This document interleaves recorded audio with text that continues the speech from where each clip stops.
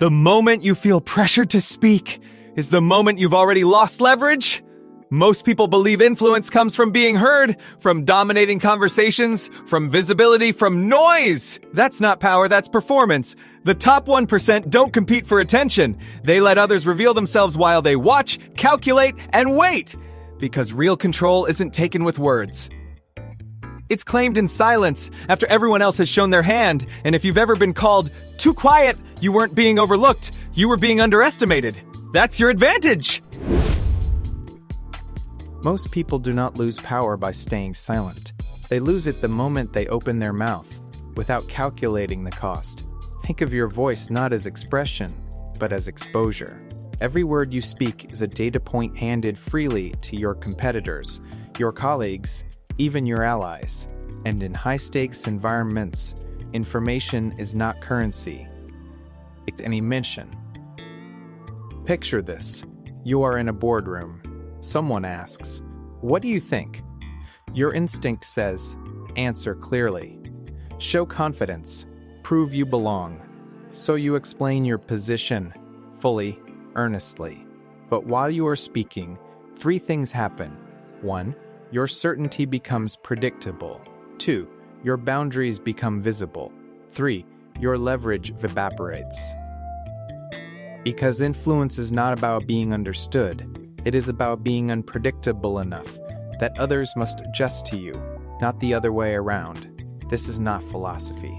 It is neuroscience. fMRI studies show that when people speak voluntarily, especially under social pressure, their prefrontal cortex activity drops by up to 22%. Why? Because the brain shifts from strategic calculation to performance mode. You are no longer thinking 3 moves ahead. You are managing how you are being perceived right now. And that is the hidden tax of noise. It trades long-term advantage for short-term validation. Elite operators know this instinctively. Warren Buffett rarely comments on market swings. Ray Dalio built Bridgewater on radical transparency, but only after positions were locked, not during formation. Even special forces debriefs follow a rule. Observe first. Speak last. Only if necessary. The quiet are not passive. They are conserving. Because words, once spoken, cannot be retracted. Intentions, once revealed, cannot be weaponized back.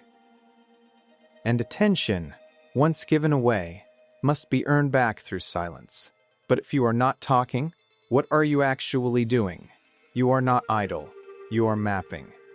Watching who interrupts, who over-explains, who confuses volume with authority. Each second of silence is a sensor gathering intelligence, while others burn their reserves just to be seen. And that intelligence, it compounds, quietly, invisibly, irreversibly. The loudest person in the room gives you everything. The quiet one, they take it all. Silence is not empty. It is a listening field, tuned, calibrated, weaponized. Imagine standing in a dark room where everyone else is shouting their secrets into the void. You do not need to speak. You just need to stand still and let their noise fill your map. This is how elite operators gather intelligence, not through interrogation, but through absence. Venture capitalists sit silently during a founder's pitch, not out of disinterest, but to watch where the founder SIs dart when asked about burn rate. A diplomat says nothing during a tense negotiation, letting the other side overcompensate with reassurances that reveal hidden pressure points, even in everyday meetings. The person who asks one precise question after 5 minutes of silence often uncovers more than those who dominate the agenda. And it is not intuition.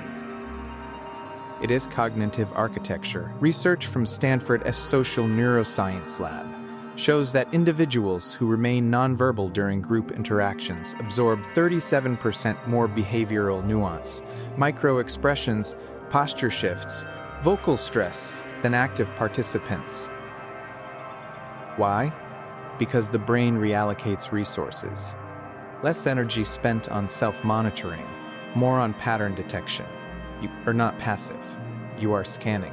While others perform for approval, you are cataloging. Who interrupts to assert dominance? Who laughs too quickly to mask insecurity? Who avoids eye contact when discussing timelines?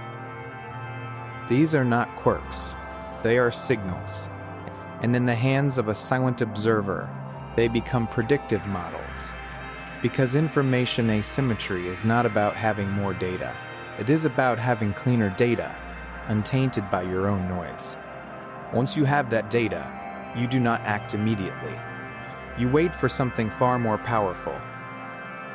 You wait for the moment when speaking once collapses the entire game in your favor.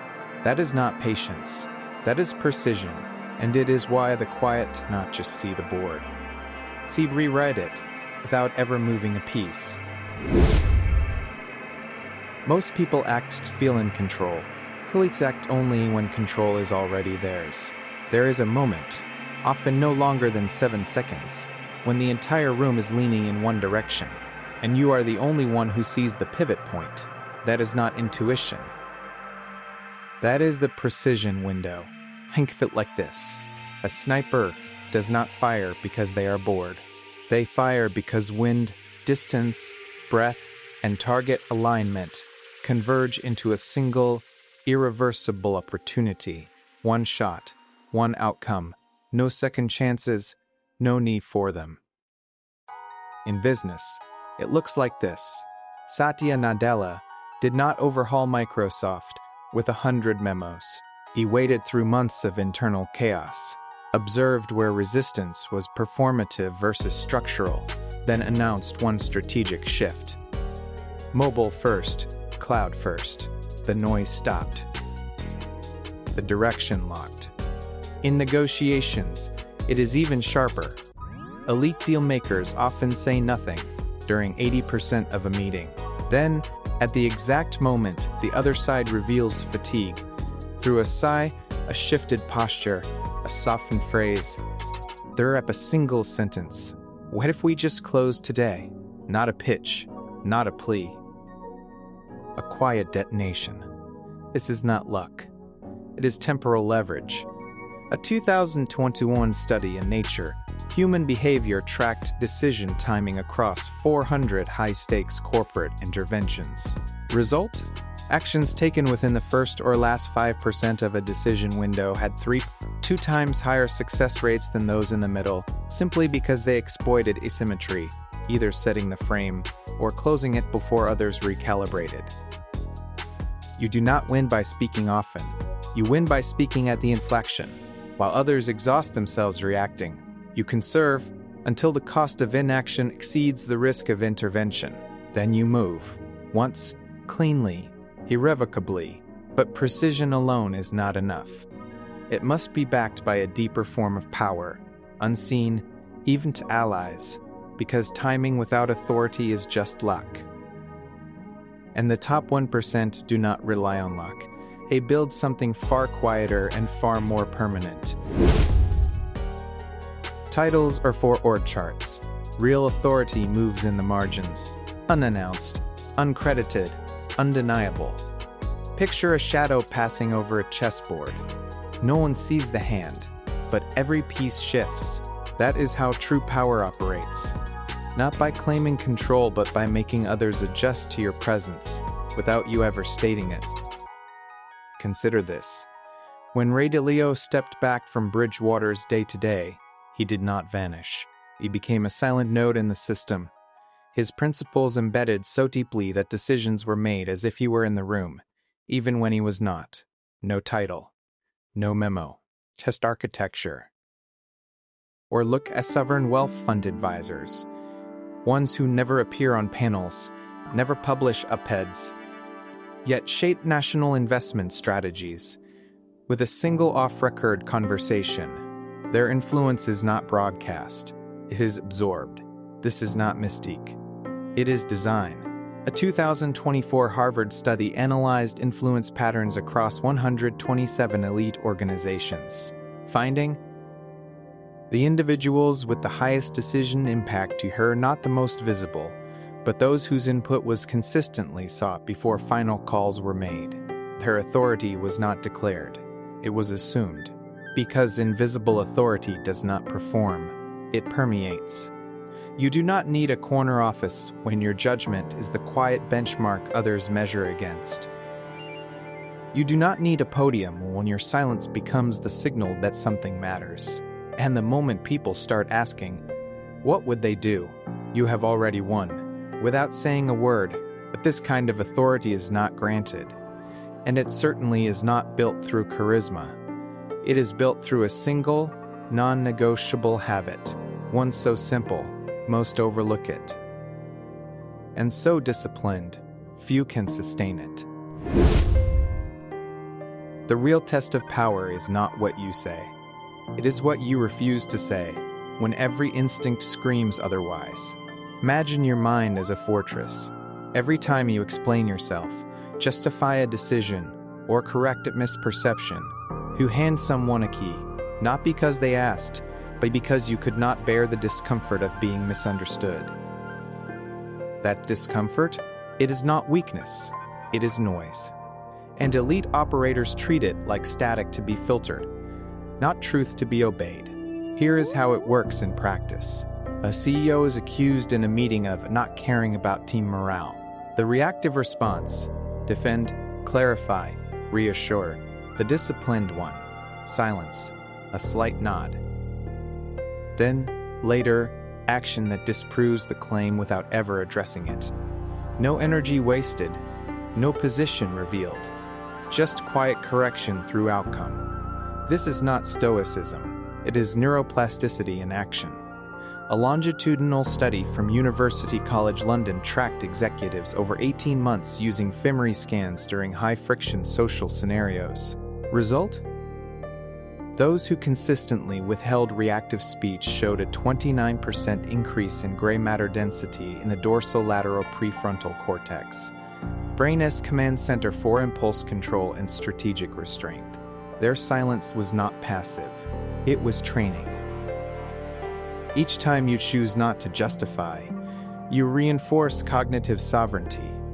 You deny others the satisfaction of pulling your strings. And you signal, without words, that your actions answer for themselves. Because once you stop needing to be seen as fair, smart, or reasonable in the moment, you gain the freedom to be all three, on your own terms, in your own time. And this discipline compounds. Miss 1, urge to explain, you survive. Miss 10, you begin to operate differently. Miss 100, you become unreadable, and therefore untouchable. Because ultimately, winning quietly is not about beating others, it is about never entering their game. Loud victories echo and fade. Quiet ones accumulate until they rewrite reality. Think of silence not as a moment, but as a compound interest account.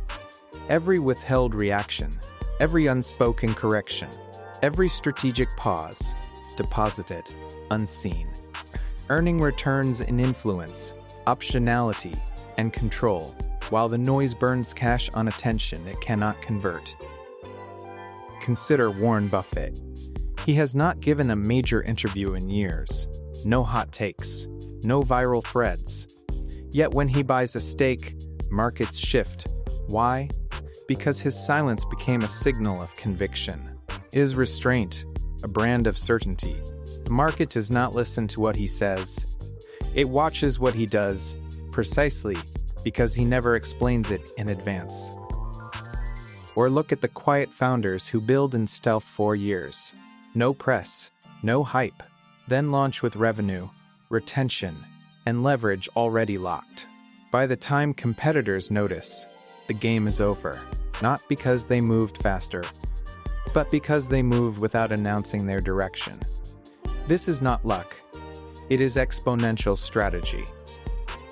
A 2025 MIT Sloan analysis of 1,800 high-growth companies found that those with minimal public communication during critical development phases achieved 3.4 times higher valuation efficiency, meaning more value per dollar raised, than their always-on peers. Why? Because secrecy preserved optionality. Silence prevented premature optimization. and patience allowed compounding to do the work. You do not need applause to build dominance. You need consistency in obscurity. Each silent choice, to not react, to not justify, to not reveal your hand, is a molecule in an invisible structure. Alone, meaningless. Together, unbreakable. And that is why, in the end, no one sees it coming. Not even those who lose to it. Because while they were watching the stage, you were building the foundation, quietly, relentlessly, irreversibly. They will remember your absence long after they have forgotten everyone else's noise. Because while the world rewards performance, history rewards precision. While others exhaust themselves explaining, justifying, and reacting, you were gathering, deciding, waiting, and that quiet discipline. It does not just protect you. It compounds into influence no one can reverse engineer because they never saw it being built. But here is the cost of staying loud. You trade long-term leverage for short-term validation. You leak intention. You reveal timing. You become predictable. And in a world where attention is the new battlefield, predictability is surrender. Real power is not taken with volume. It is claimed through silence, then held without announcement. Yet this is only the beginning. Because even if you master silence, what good is it if your mind is cluttered, reactive, or hijacked by noise from within? Clarity is the next frontier, and it is vanishingly rare. Which is why, in the next video, we will expose why thinking clearly has become the ultimate competitive advantage. Tap 1% engineer mental stillness in an age of cognitive chaos. If you recognized yourself in this, not as someone who hides, but as someone who withholds with purpose, you are not alone. You are part of a quiet majority that wins differently. And this is where your advantage begins.